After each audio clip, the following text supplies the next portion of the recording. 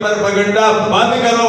افواج پاکستان کے خلاف، افواج اس قوم کے خلاف، ہمارے حکمرانوں کے خلاف. الحمدللہ ہمارے حکمران بھی اور افواج پاکستان بھی اور ہماری عوام بھی چاہے کسی مسلک سے تعلق رکھتے ہیں، غیر مقلد ہوں، دیوبندی ہوں، جماعت اسلامی والا ہوں، جماعت اہل سنت والے ہوں، سپاہی صحابہ والے ہوں، جو بھی اہل تشیع ہو، جو بھی ہو، اس وقت سب کو ایک مٹھی کی طرح یکجان ہونا پڑے گا.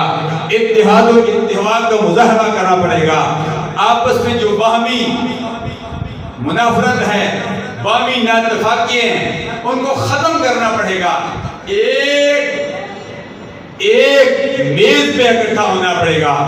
آج بھارت کو ہم نے بتانا ہوگا کہ ہم مسلمان ایک ہیں، چاہے وہ سیاسی ہوں، چاہے وہ مذہبی ہوں، چاہے افواج پاکستان ہو، چاہے جملہ ادارے ہوں، کہ ہم ایک پلیٹ فارم پر اکٹھے ہیں اور اکٹھے رہیں گے. جب وقت آیا افواج